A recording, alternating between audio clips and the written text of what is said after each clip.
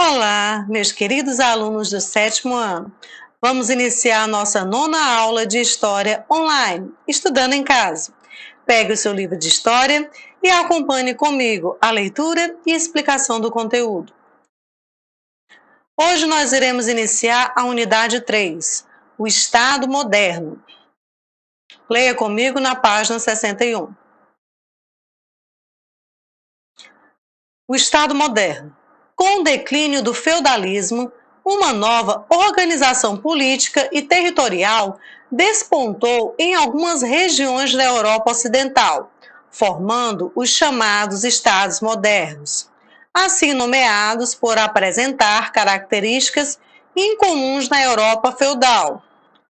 O Estado ele possui uma unidade nacional e a centralização política. Nesse novo modelo de organização, uma antiga figura política adquire um novo destaque e importância: o rei. Os estados modernos, eles apresentam então dessa forma uma unidade nacional e uma centralização política. Não podemos esquecer que as principais figuras políticas que tiveram bastante destaque no feudalismo eram os senhores feudais e os membros do clero. Os primeiros, apesar de vassalos do rei, eles possuem uma grande autonomia em seus territórios, e os membros do clero também foram muito importantes, porque eles faziam parte da igreja, que era a instituição mais influente no período medieval. Vamos agora para a leitura da imagem. Nessa imagem você vê membros da nobreza. Vamos ler aqui a legenda. Esse quadro é de Henri Testelin Colbert, apresentando os membros da Academia Real de Ciências a Luís XIV, o rei Luís XIV, em 1667, século XVII. Essa pintura foi feita em óleo sobre tela. Jean-Baptiste Colbert, de preto, à direita do rei, era o ministro da Fazenda e superintendente das edificações do reino. Vamos aqui analisar um pouco a imagem para que você tenha uma compreensão maior. Você percebe aqui na imagem que a figura de maior destaque é ocupada pelo monarca francês Luís XIV. Você observa que ele se destaca. Se você observar a cor da roupa do rei Luís XIV para as demais pessoas, ele é aquela roupa mais pomposa, mais chamativa, que se ressalta com os demais, que são roupas menos coloridas. Percebam que por ele ser um monarca, ele é o único que está sentado. Os demais estão em pé como forma de respeito. Luís XIV, durante todo o seu reinado, ele utilizou a pintura como uma forma de propaganda da sua forma de governar. Ele encomendou vários autorretratos e também representações dos eventos sociais que ele participava e também eventos fictícios, só para fazer propaganda do seu reinado. Nessa pintura aqui, ele está sendo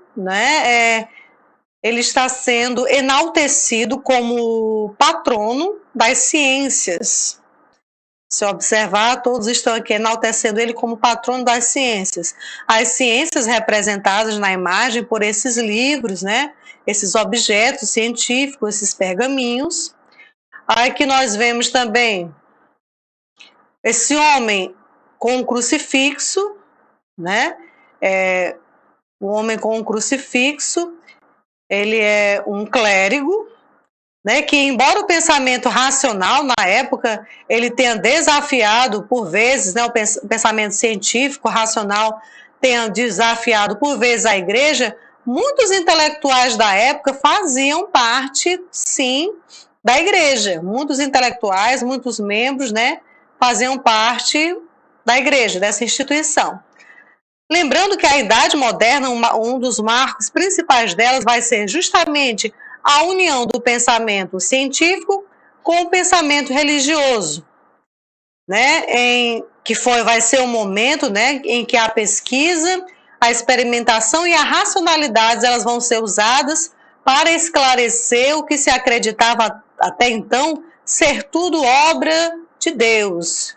Aí vai ser a junção do pensamento religioso e científico para mostrar que nem tudo era a questão só de Deus, mas também tinha a questão da ciência, da natureza, das coisas naturais, que não deixa de ser de Deus.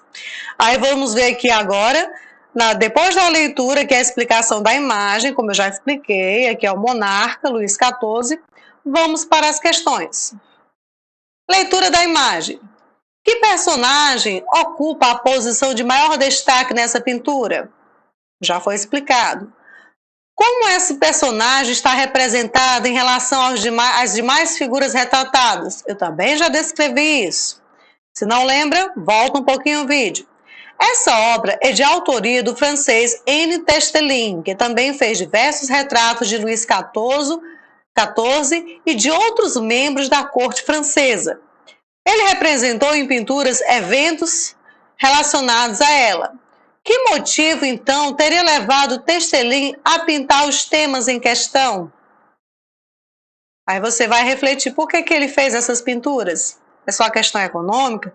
Será que ele admirava a figura do rei, do monarca? Terceira, durante seu reinado, Luís XIV foi patrocinador das artes, das ciências e de diversas outras áreas do conhecimento. Nessa pintura, por exemplo, observa-se a fundação da Academia Real de Ciências sob seu patrocínio. Existem medidas governamentais que visam ao incentivo das artes e da cultura no local onde você vive. Aqui em Pentecoste, há um incentivo à cultura e às artes? Se você souber responder, coloque na atividade. Se não, seja sincero. Então, esta que acabei de explicar é a atividade de hoje. Vocês vão responder somente essas 3 questões sobre a leitura da imagem. Então, essa atividade ela está na página 61 a 63 do livro de vocês do 7º ano. Terminada a minha atividade, envie a foto para o WhatsApp. Não esqueça que tem que copiar as perguntas. E também as respostas. Tudo de caneta preta, azul ou vermelha. Todas essas atividades elas são importantes porque elas vão garantir o sucesso da sua aprendizagem. Conto com a participação de todos vocês. Quem estiver com atividades atrasadas, cuide em fazer para que não fiquem acumuladas.